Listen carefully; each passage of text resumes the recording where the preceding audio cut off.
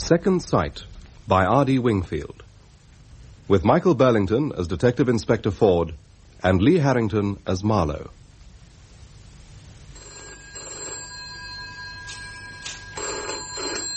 Melford, please. Huh?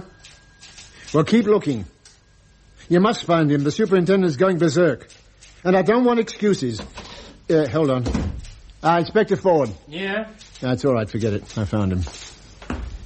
You want me, Sergeant? Want you? Now, where the hell have you been? We've had the search parties out. I popped home for a few minutes. I wanted to see how my wife was. You pregnant fathers. And it wasn't a few minutes. It was over an hour. Sorry, Sarge. Abject apologies. Here, have a cigar in anticipation of the happy event. I should have told you I was going. I kept getting this niggling feeling something was going to go wrong. Well, something has gone wrong. There was a break-in at Lord Crombie's. The superintendent's been on 3 times asking where the hell you were. Oh. And there's a bloke waiting to see you in your office. At 1 o'clock in the morning? Who is he? Says his name's Marlowe. Never heard of him. Who's covering the Crombie robbery? Well, as you weren't here, his lordship had to be satisfied with a mere detective sergeant. I sent young Clark. Oh, well, for a sergeant, he's capable. And he doesn't sneak home every 5 minutes to see his wife. The superintendent wants you to phone him right away. I'll do it from my office. What did you say this bloke's name was? Marlowe. Oh, and by the way, he's a clairvoyant. What? I tried to get rid of him, Harry, but he insisted on waiting for you. He says he's got some vital information. Just what I need. Flaming spirit messages. Mr. Marlowe? Yes? I'm Detective Inspector Ford. Sorry you've been kept waiting. I had to go out for an important case. I'm a bit pushed for time, I'm afraid. This won't take long, Inspector. I believe I am in a position to help you. Well, any help from members of the public gratefully received, Mr. Marlowe. Cigarette? I don't, thank you. Oh, very wise, sir. Are you usually out this late? It's 1 o'clock in the morning. Well, my information couldn't wait. I'm a clairvoyant, Inspector. So I understand, sir. I have the gift of second sight. I've helped the police before. Oh, I can't recall that, sir. Oh, not here. Your colleagues at Northfields. I used to live there. A young girl was missing. I told them where to look. Very interesting, Mr. Marlowe. As far as I can recall, we've got no young girls missing in Melford at the moment. But when we do, they found the girl, I suppose? She was exactly where I said she would be. And how did you know where they should look? I can't explain. Some sixth sense, an inner voice. I just knew. Just as I know I can help you with a case you're working on. Oh, what case is this? Excuse me. I must phone my superintendent. Carry on, I'm listening. It's a case involving goods valued at many thousands of pounds. Come on, Super. Wakey, wakey. What goods are we talking about, sir? Electronic gear? No, precious metals, gold, silver, very valuable. Yeah. All in a black plastic bag. That's no good, he's not going to answer. Oh, precious metals, eh? Not one of my cases, I'm afraid, Mr. Marlowe. You've got the wrong chap. There's no mistake. It's your case. You're working on it now. And I can help you. By clairvoyancy? Yes. Well, the old sixth sense has misfired this time, sir. But if ever I am working on a case involving gold, silver and black plastic bags, you'll be the first man I'll call in. Now, if you'll excuse me... You don't believe me, do you? You think I'm a crank? Of course not, sir. Do you mind knocking? Oh, Superintendent Skinner. Yes, it's me, Ford. Oh, I'm sorry. I didn't realise you had someone with you. It's all right, Superintendent. The gentleman is just going. Thank you once again for your cooperation, Mr. You'll Marlowe. be back to me, Inspector. Before the night's out, you'll be back to me. Beware the Ides of March. Who on earth was that? A nutcase, I'm afraid, sir. I did try to phone you. Couldn't get any answer. I got fed up waiting. A personal matter, sir. If it's a personal matter, I'm not interested. In my division, Ford, you do not become involved in personal matters during duty hours. Do you understand? Perfectly, sir. Now, what do you know about this break-in at Lord Crombie's? Very little. Not surprising, since you were unavailable when it happened. Lord Crombie phoned me. Woke me from the first good night's sleep I've had for ages to complain about Detective Sergeant Clark. He's a very experienced officer. But he's only a sergeant. Lord Crombie is insisting that we send a more senior officer. As befits his own exalted status. Exactly. So I'm putting you in charge. Get over there and take over.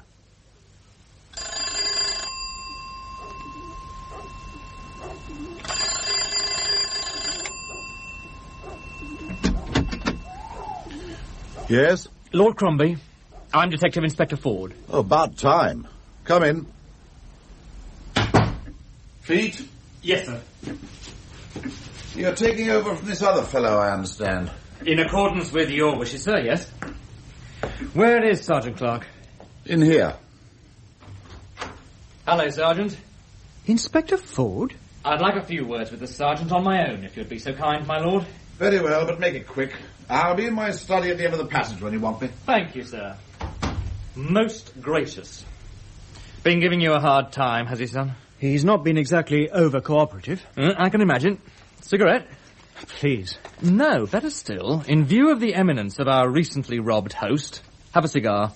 What? Thank you. Yeah, when the baby's born, remind me you've had yours. I won't forget, sir. I'm afraid I'm taking over the investigation from you, Sergeant. What? That's no reflection on you, but his lordship considers his exalted station merits someone much grander than a mere sergeant. The chief constable wasn't well, so they sent me. I see. No, you don't, son, but there you are. There's no justice. Tell me what you've got. The robbery took place here, sir, in the library. Lord Crombie sleeps directly above. About 11:30, he was woken by the sound of breaking glass. The intruders knocked over that crystal decanter. Damn clumsy of them. How did they get in? The window, cut a hole in the glass and forced the catch. Ah, yes. Neatly done. Looks almost professional. Carry on. Lord Crombie came down to investigate with a shotgun. A shotgun? What is this going to be? Shoot out at OK Corral? Has he got a licence for it? Yes, sir. Oh, pity. Go on. They must have heard him, because as he came through the door, they were out through that window and across the lawn. He followed them. How many of them were there? 2 men. He fired a warning shot over their heads. They stopped as if they were going to give up, but as soon as he was near them, one of them jumped him and coshed him.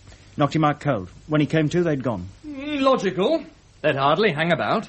His lordship then staggered back to the house and phoned us. If he had phoned us first, instead of indulging in the Errol Flynn stuff, we might have caught them. We got the call at 11:46. I arrived shortly after. He doesn't look like a man who's been coshed to me. Has the doctor seen him? He won't have a doctor. Knocked out cold and won't have a doctor. I find that interesting. Did you examine his head to make certain he had been coshed? No, sir, but why should he lie? Well, even noble lords have been known to fake the odd robbery for the sake of the insurance money. Surely you No, don't it's just think... a possibility, my son. Yeah, what was taken? I've got the list here, sir. Some very valuable items from the Crombie family collection. Gold, silver... Gold? Silver? Do we know what they carried it off in? Black plastic bag. Good Lord. Do you believe in second sight, Sergeant? I'm not sure I know what it is, sir. We had a nutcase in the station tonight, although he doesn't seem such a nutcase now. A clairvoyant. He dropped a few hints about gold and silver. After we leave here, we'll pay him a visit. Do the servants hear anything? There's only 2 servants, husband and wife. Lord Crombie had given them a few days off to visit relatives in Birmingham. This case gets more interesting every minute. No fingerprints, the servants conveniently away, and a lump on a noble cranium that may not exist. And what's the value of the stuff they're supposed to have got away with? £25,000. You made me jump, my lord. I didn't hear you knock. I'm not in the habit of knocking at doors in my own house. How much longer are you going to be? Almost finished. I should hope so. You won't catch them by staying here. You've got a burglar alarm. Why didn't it go off? I've already told your sergeant. I stupidly forgot to set it. The servants usually do it, but they were away. It was the burglar's lucky night then, wasn't it? I take it you're insured. Of course. I see. Can you give a description of these 2 men? As I've already told your sergeant, they were in their mid-20s, medium build, longish hair, dark clothes. And that's the best description you can give us? If I could give better, I would. Oh, of course you would, sir. Would you recognise them if you saw them again? I don't know. It all happened so quickly. Oh, head still sore, sir. Let me take a look. I know a bit about first aid. Yes, there is a bump there. You sound surprised. Do I, sir? So, when am I going to get my valuables back? Difficult question, my lord. We haven't got much to go on, have we? No fingerprints. Very poor description. Perhaps I should have got their names and addresses. It would have helped, sir. But even if we do fail, you'll get the insurance money. I don't like that insinuation, Inspector. Insinuation, sir? I don't know what you mean. Come in the lounge, Inspector. I've kept the fire going. Thank you, Mr. Marlowe. It's freezing out. You keep very late hours, don't you? It's nearly 3 o'clock in the morning. I could say the same thing about you. I'm working. I'm on a case. I know. And I knew you'd be calling. That's why I've kept the fire going. I've been waiting for you. Oh? It's a robbery, isn't it? Items of precious metal. I told you about it earlier. You scoffed. Then make me eat humble pie, sir. You said you could help me. Not far from here, Inspector. I see the picture clearly in my mind. In a black, shiny bag. Buried. I can take you there. Sergeant Jarvis? Sir? Is Inspector Ford in yet? No, sir. I've been ringing his home. No reply. This really is too bad. It's nearly midday. Yes, sir. Did you know we recovered all the property stolen from Lord Crombie, sir? Yes, I've heard. But not from Inspector Ford. Find him. I want him. Yes, sir. Constable, phone Mr. Ford's home again. No, forget it. Here he is. Morning, all. Morning. We're about to have our dinner. Mr. Skinner's been screaming for you.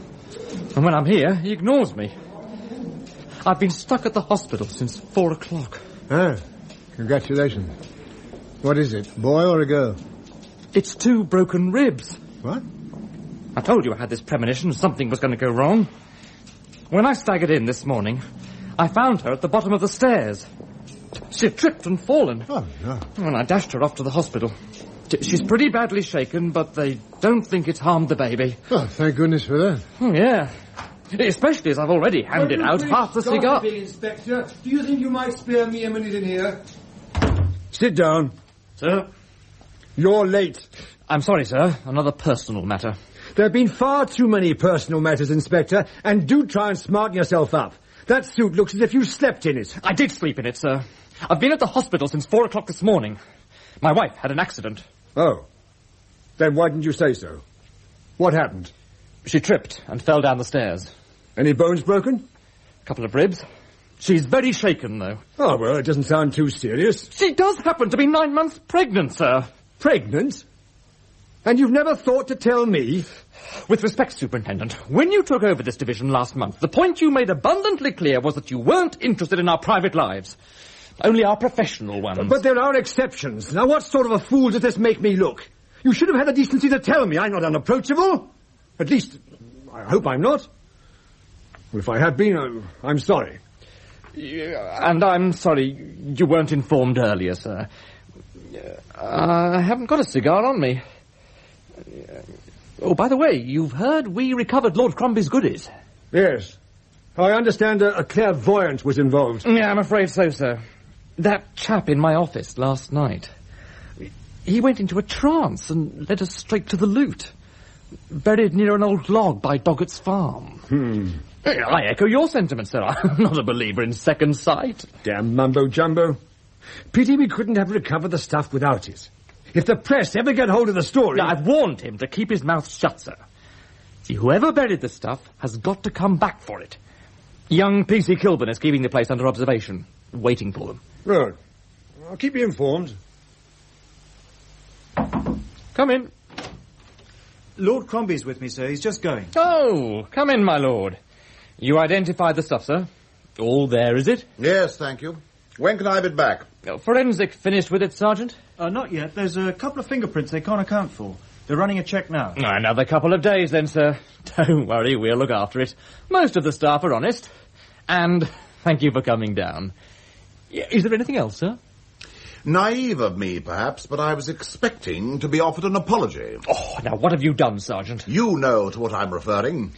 No disrespect, my lord, but until we've caught those responsible, I prefer to keep all my options open. Then see you catch them quickly.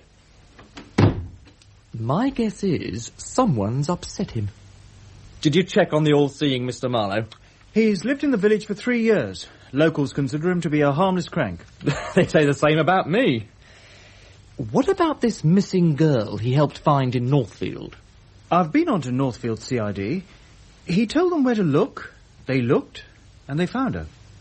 He'd given them plenty of tips on other cases, but this was the only one that led anywhere. I still think he's a fake. There are genuine clairvoyants, sir. If there are, I've yet to meet one. Daddy, trouble. I've got all the trouble I can handle, thanks. Try next door. PC Kilburn has radioed through. He's been staked out waiting for the crooks to return for the Crombie loot. And has anyone turned up? Anyone? Everyone's flaming turned up. He says the place is swarming with reporters. There's even a TV crew. A TV crew? Yes. What? No comment. That was the Melford Gazette. Marlowe's held a press conference. Clairvoyant's second sight leads baffled police to buried treasure. I'm sorry the room's in such a mess, Inspector. I must open the window. Yes.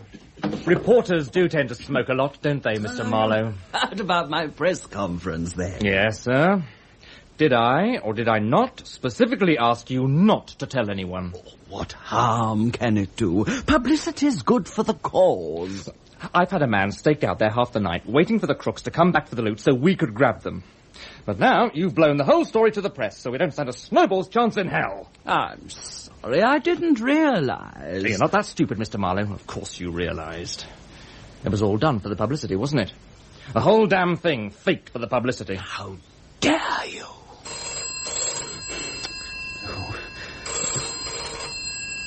Well, it'll go on ringing until you answer it. Well, it could be private. Then I'll try not to listen. Oh. Yes. Oh, speaking. Oh, you heard the broadcast then. Thank you. A private sitting. Well, my fee is £75 for the initial consultation, and then £50 for subsequent sittings. Yes, yes, I'll take a cheque with a cheque card. See you then. 75 quid. You're going to do all right out of this, aren't you, Mr. Marlowe? You make money out of being a professional policeman. I am a professional clairvoyant. Don't compare your profession with mine, Mr. Marlowe.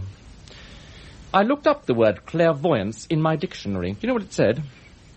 The alleged power of seeing absent persons and objects. I have the precious God-sent gift of second sight. The press have gone now, sir. You don't have to keep up the pretense. Fake, am I? You'll grovel and eat those words, Inspector. Will you agree to a test?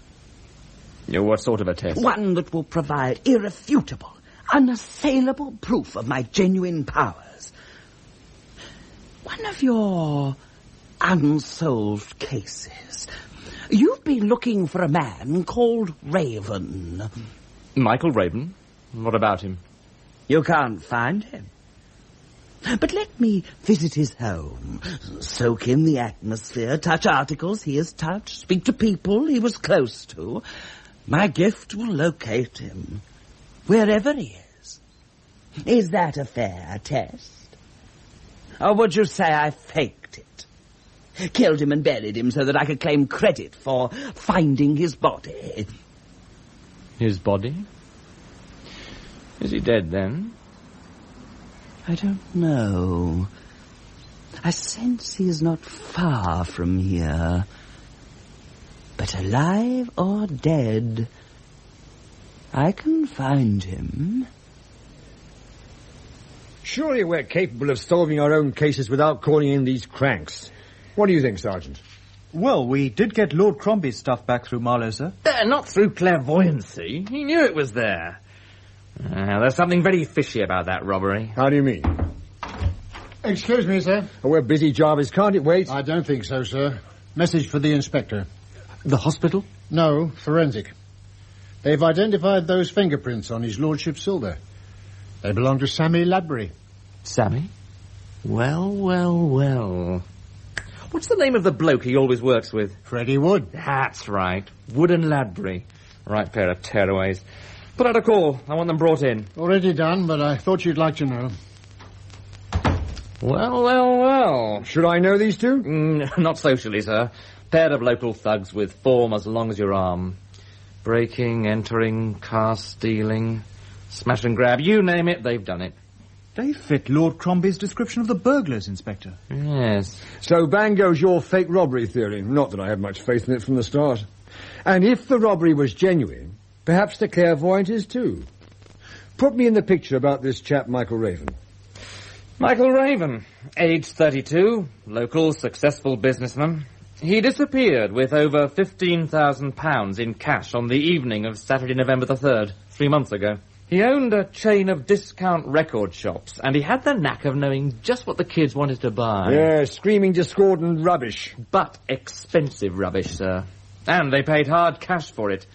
So his big problem was getting this money to the bank. Now, Raven took it upon himself to go around all his shops late Saturday evenings and collect the takings, which he deposited in a night safe.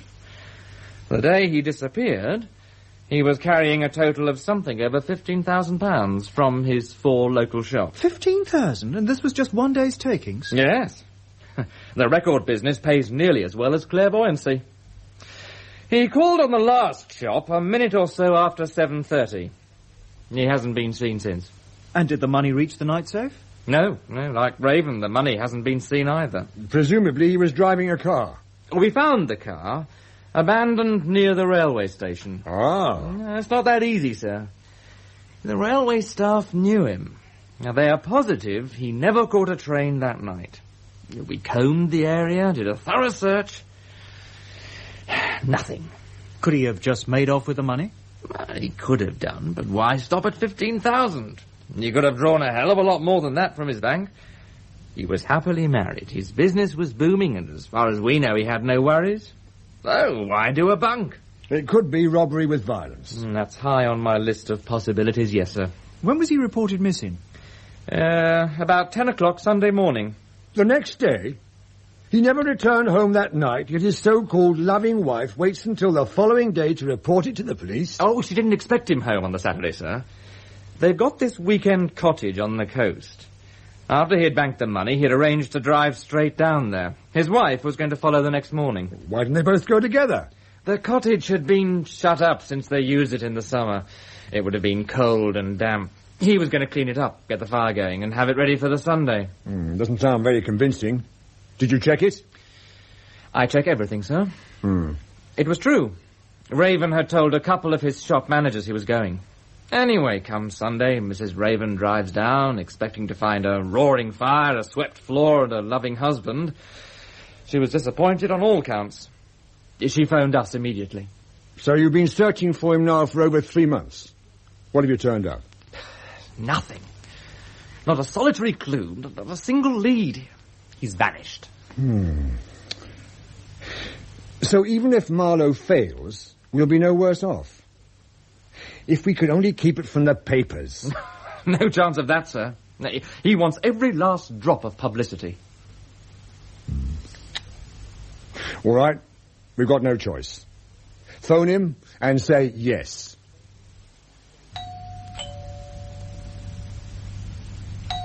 All right, I'm coming.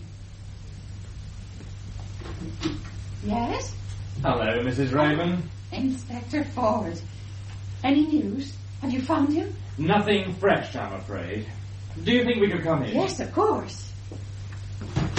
This is my colleague, Detective Sergeant Clark. In here. Please, sit down. Can I get you some coffee? No, thank you. You've heard nothing, I suppose, Mrs. Raven? No. I didn't think you'd keep it from us. Cigarette? I don't smoke, thank you. You used to? Oh, I've given it up. Good for you. I only wish someone else had. Cigarette, Sergeant. Thank you, sir. The ever-grabbing hand. How is Mrs. Ford? Has she had her baby yet? Oh, you remembered. No, not yet. I think it's hanging on until the weather improves. But any minute now, actually. I'm very happy for you. Thanks. Mrs. Raven, do you happen to know a character called Marlowe? He's a clairvoyant.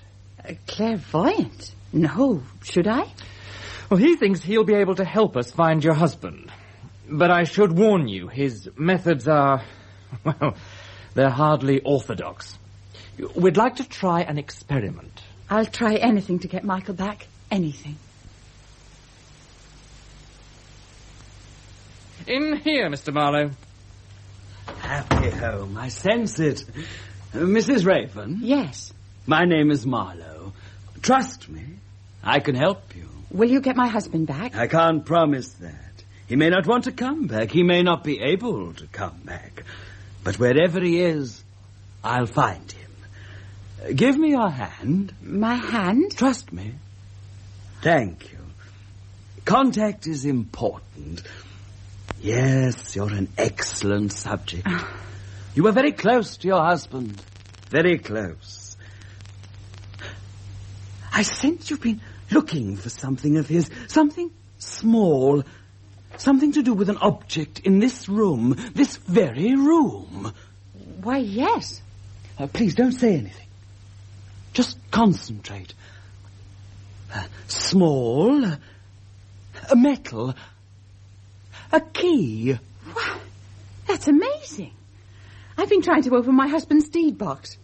That box. You're looking for the spare key. Your husband took the only other key with him, but he hid the spare for safety. Hid it in this room. That desk. He sellotaped it to the underside of that desk. Oh, take a look, Mrs. Raven. No, you stay here, Mr. Marlowe. If he sellotaped it here, he would have told... It's there, isn't it? Yes, it's here. Have you ever been in this room before, Mr. Marlowe? To plant the spare key under the desk, you mean? No. I haven't even been in this house before. Try it in the deed box, Mrs. Raven. It'll fit. It does. I don't understand. There is much in this life that we don't understand. You're an excellent subject. You and your husband were very close. We are very close, Mr. Marlowe. Anything in the deed box that might help us? No, some old checkbooks and the weekly sales figures for the shops. May I see? Turnover's down a bit. It always is after Christmas. Did you do a good Christmas trade? Look for yourself. Would Michael have walked out with a mere 15,000 when we had that sort of money coming in? Doesn't make sense. And you're sure there was no other woman? As sure as any wife can be. There was no other woman. Well, how do you know? I just know. Can we make a start? What do you want me to do? Nothing. Your presence is enough. Could we have the curtains drawn? I'll do it. I find that music helps. This is an excellent audio unit, Mrs. Raven. May I play a record? Yes, of course. Something to set the mood.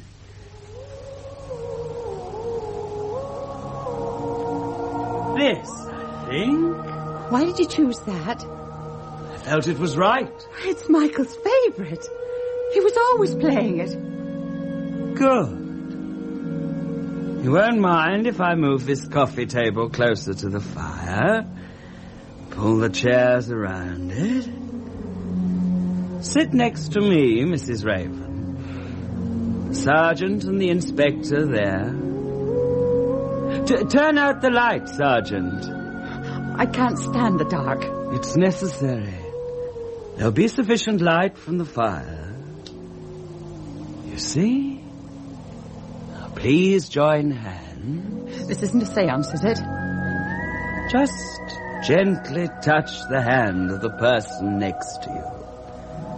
Complete the chain. Good. Now we can relax and listen to the music. Michael's favorite music.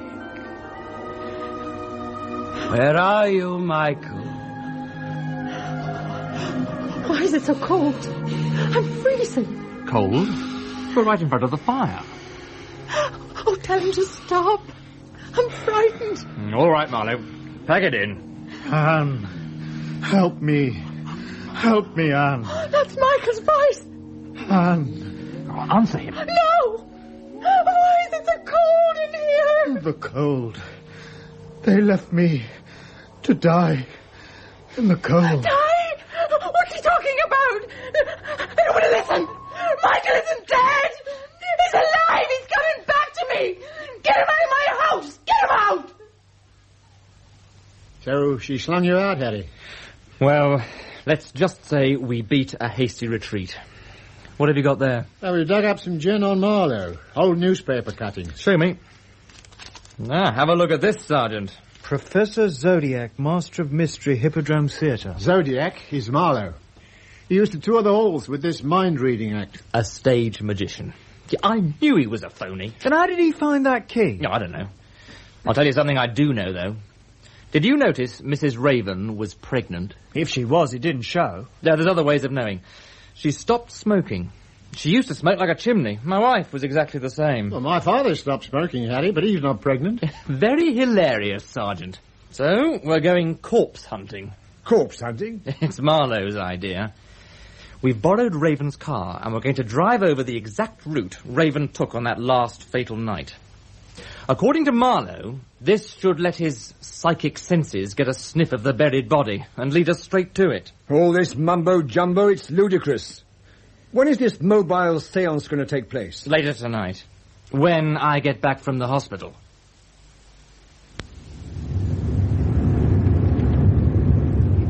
Which way now, Mr. Marlowe? I'm sorry, I'm just not getting anything. Perhaps I should be driving. No, the sergeant drives. Now, where do you want him to go? Oh, anywhere, I don't know. Oh, drive anywhere that takes your fancy, son. Our automatic pilot doesn't seem to be functioning. I'm still not getting anything. I'm sorry. Fair enough. Okay, Sergeant. Let's go back. No, where are we? Burley Road. It was near here. Very near here. Stop the car. Pull in over there.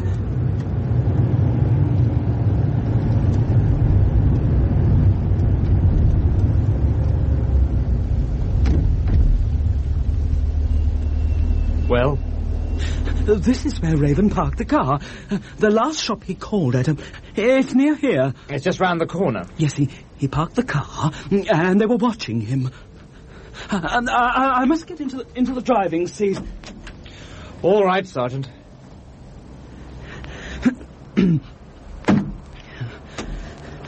It was dark. No moon. Just like tonight. Raven got in and closed the door. He put the bag with the money on the passenger seat and started the engine. So cold. That's the lot. Next up the bank and then off to the cottage. Is it safe to let him drive, sir? No. Get ready to take over. I sense danger. Behind me. No one's following. Look, the sooner I get this lot to the bank, the better. I must drive faster. Careful, that light was red. Now, get ready to take over the wheel, Sergeant. I don't think he's with us. What is it? There's someone crouching in the back of the car. Hiding. Something hard pressed to the back of my neck. Don't turn around, Mr. Raven. It's a gun. And I'm very nervous. Pull over into the curb.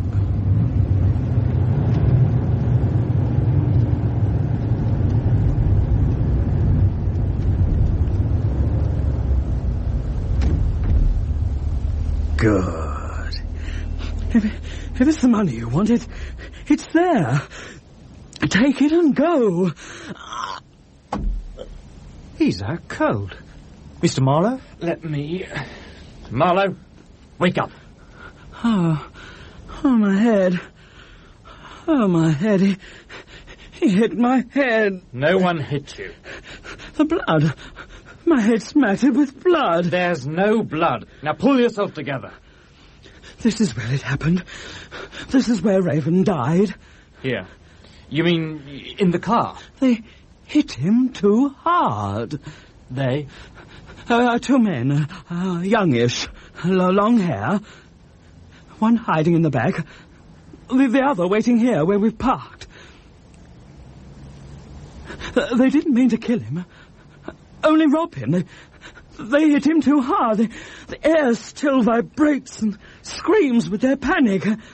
Can't you feel it? They had to hide the body. They buried it. Where?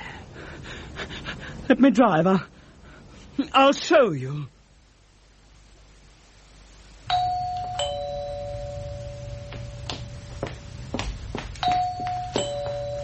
Who is it? Detective Inspector Ford, Mrs. Raven. Sorry, I was in bed. It's us who should be apologising, Mrs. Raven. But may we come in? Yes, of course. Do you recognise this, Mrs. Raven? No, please, don't take it out of the polythene bag. It's my husband's wristwatch. And this? It's his signet ring. Are you absolutely sure? Oh, positive. I bought that ring myself for his birthday. Where did you get it? Mrs. Raven, I'm afraid I've got some very bad news. In the meantime, I'm not prepared to confirm, deny, nor comment upon any statement made by Mr. Marlowe. Goodbye. A preliminary report on the body from the path lab, sir. Yes? The body's in such a shocking state, they're having to submerge it in disinfectant before they can get down to a detailed examination. Oh, you've just put me off my ham sandwich. Right, how did he die? A probable cause, heavy blow to base of skull. They believe he was already dead when he was taken to the woods. Right, that's all, Sergeant. Sir. Steady. Sorry, sir. Well, is it murder? Seems like it. The base of his skull's smashed in. And the missing money? Still missing. Not that I expected to find it buried with him. Oh, quite. A pity it had to be through that blasted clairvoyant. I understand he's given us a description of the killers. The alleged killer, yes, sir. Has it struck you that the description could fit the two men who robbed and coshed Lord Crombie? It did strike me, sir, yes. We are still looking for Ladbury and Wood. We're also checking Marlowe's alibi for the night Raven went missing. Marlowe? You suspect him?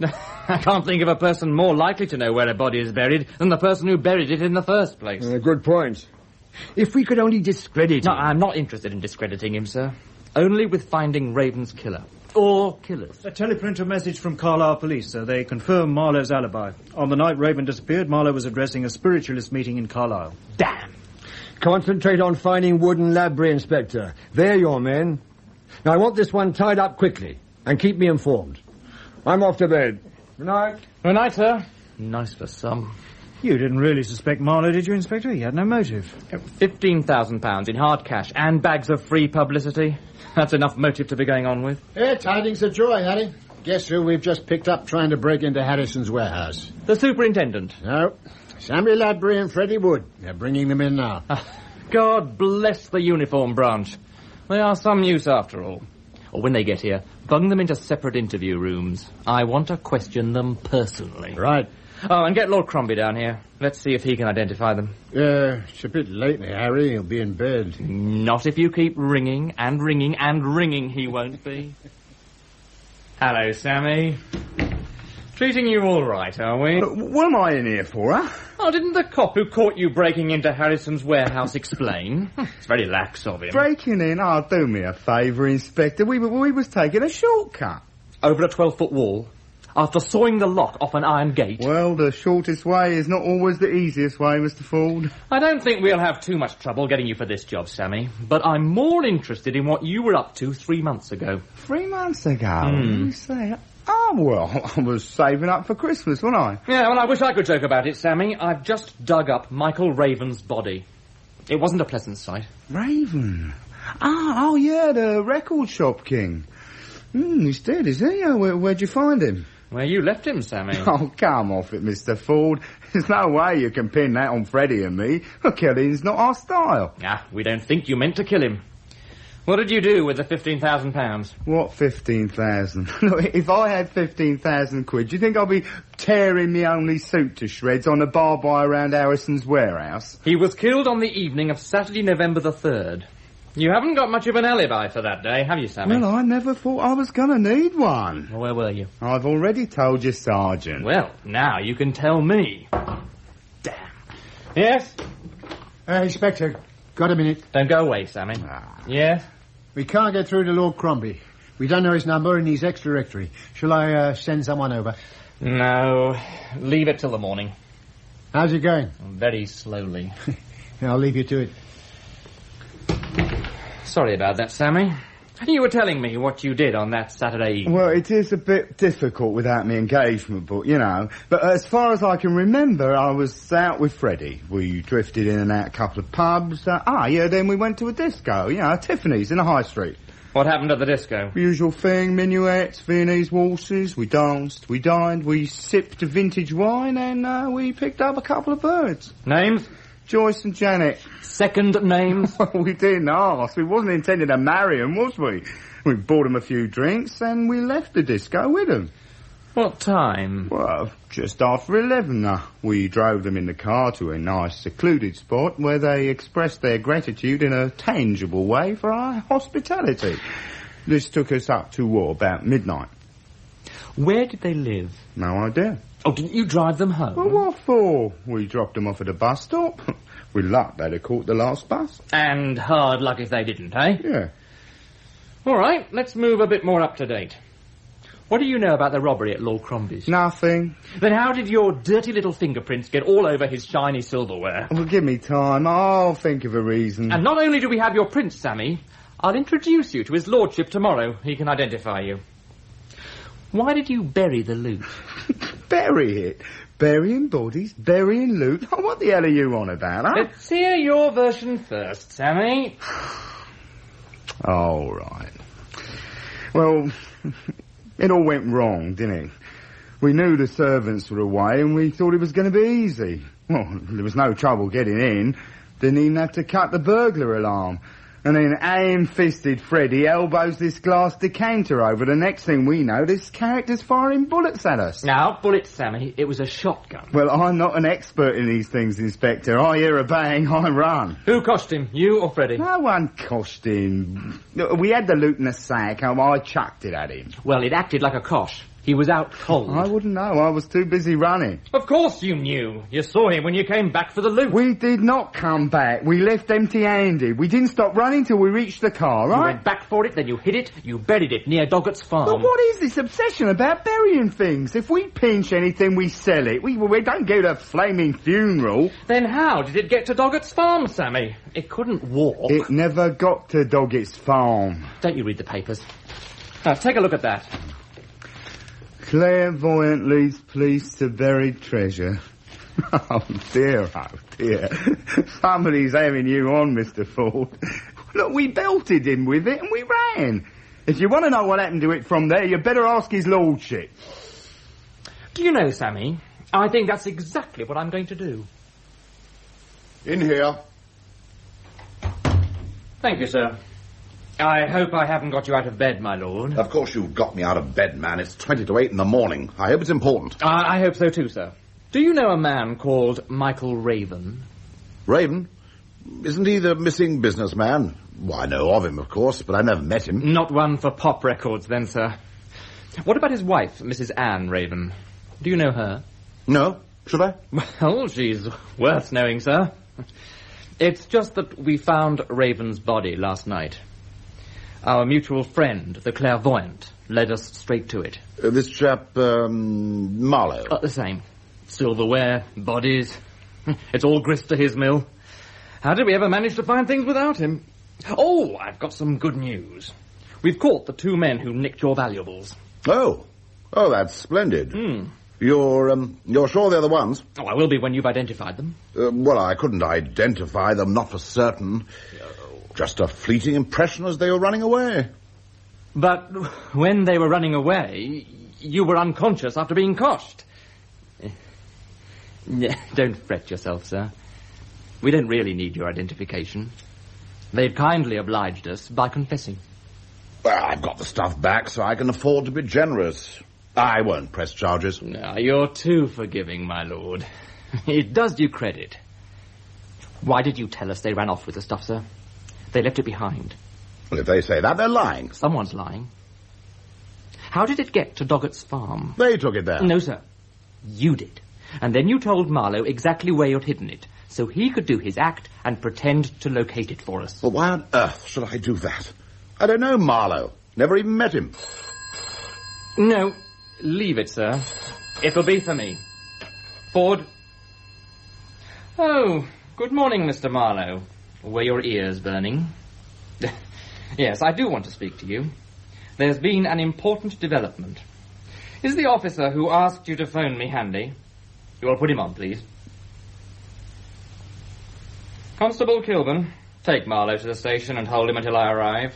And if he doesn't want to go voluntarily, take him anyway. Sorry about that, sir. Strange. You solve one mystery, you get another. What do you mean? Well, you've got an ex-directory telephone number. Even the police don't know what it is. And yet, when I ask Marlowe to phone me here, he dials it without hesitation. An example of second sight, do you think? There are ways of obtaining ex-directory numbers, you know. Yes, sir. And the easiest way is for the person whose number it is to tell it to you. I don't know what you're talking about. I'm talking about the robbery. Or after the robbery. You hide the loot. Tip off Marlowe so he can find it for us. You give us a genuine description of the actual crooks, never dreaming they left fingerprints behind so that we could trace them and get their version of what happened. You accusing me of being involved in a conspiracy to deceive the police? I couldn't have put it better myself, sir. Are you saying I wasn't robbed? That I faked it? Oh, no, sir. The robbery was genuine, I grant you that. But you never anticipated getting robbed when you made your original plan with Marlowe. But when it happened, you decided to use it as an added attraction, so the phony Marlowe could appear even more genuine. And what was my original plan with Marlowe? The plan was for Marlowe to reveal to us where you had buried Raven's body. That'll still be for me, sir. Ford. Hello, Mrs. Raven. So kind of you to ring. Is my sergeant with you? Would you mind asking him to drive you to Lord Crombie's place right away, please? Yes, it's very urgent. Someone else who knows your phone number, sir. And I don't think we can accept second sight in her case. In here, Mrs. Raven. Although I expect you know the way. Why, no, I've never been here before. Oh, then you probably haven't met Lord Crombie. Good morning, Lord Crombie. You fool. I beg your pardon. Why did you phone here? But the inspector asked me to...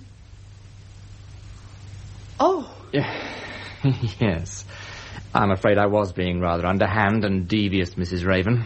But don't kick yourself too much. Even without the phone call, I had a pretty shrewd idea that you and his lordship knew each other. He was involved in a fiddle with Marlowe. You were involved in a fiddle with Marlowe. So it was an odds-on chance you were all involved with each other. What fiddle with Marlowe? Well, he cleverly located a key you claimed you hadn't been able to find since your husband went missing 3 months ago. So? When you unlocked the deed box, it contained sales figures for your shops, up to last week. So you'd had the key. It wasn't lost, only hidden. You hid it so Marlowe could find it. Oh, why would I do that? Well, you wanted Marlowe to impress us with his supposed powers so he wouldn't be too sceptical when he led us to the body. The whole point of the exercise. But Marlowe has to be told before he can find anything. Which brings us to the vital question. How did you know where your husband was buried? All right, Inspector. No, Charles, no. We've no option. We should have gone to the police in the first place. Inspector, Anne, Mrs. Raven and I are lovers. Congratulations. What happened about the unfortunate, inconvenient husband? He was supposed to be going straight to the cottage. We didn't expect him back, so Charles spent the night with me. But your husband did come back? Yes. And caught the two of you in bed? Yes. Went berserk. And so would I. He tried to kill me. I swear, Inspector, he was trying to kill me. We struggled. He slipped and fell. He must have cracked his head on the stone curb by the fireplace. At first, we thought he was only unconscious. Yes. But he was dead. We didn't know what to do. So you took him away and buried him? Yes. No one knew he'd come back. The next morning I drove to the cottage as if I expected him to be there. And that's when I phoned the police. No. Well, you hid him very well. So well, we'd never have found him. So why didn't you let him stay hidden? Why did he have to be found? Last week I learned I was pregnant. Ah, the trained eye, you see, Sergeant. Sir. Who was the father? I was. Still, your husband had only been missing for 3 months, Mrs. Raven. You could easily have passed the kid off as his. I didn't want to pass it off as his. It's Lord Crombie's child. If it's a boy, it'll be his legitimate heir. Only if you were married. We want to get married. I see. You couldn't marry until your husband was officially declared dead. And the body was too well hidden to be found accidentally. We'd read about clairvoyants finding bodies for the police. We took a chance and asked Marlowe if he'd been prepared to help. What was his price? £500. And the publicity. Yes, he likes publicity. He's going to get a lot more. But not the sort he's after. So you're here at last, Inspector. Why am I being held? You're the clairvoyant, Mr. Marlowe. You tell me. Shall I give you a little clue? Your starter for 10. Lord Crombie and Mrs. Raven have made statements. They've told us everything. I was only trying to help them. Of course you were. All you wanted was 500 quid, the publicity, and the chance to pretend you were genuine and not a cheap little fake. I am genuine. I found that girl. I told them where to look. I have the gift. The genuine gift. It's just that people expect me to turn it on to order. I can't do that. Sometimes I have to pretend. I have to use trickery. Sometimes. Always. You think so? You really think so? Bad news. There'll be bad news from the hospital, Inspector. What? Bad news. Very bad news. Don't try to frighten me with your phony magic act, Marlowe. It won't work. That's the hospital on the phone now. The ward sister. Come on. If I'm a cheap little fake, what are you waiting for? Why don't you answer it? Clark! Sir? Answer that bloody phone! Yes, sir. Yes? It's the hospital. I told you, Inspector. I see. Yes. I'll tell him. Well? Our boys are. Mother and baby doing well. You little swine. I'm genuine, Inspector. But sometimes I have to pretend. Get him out of here. Get him out!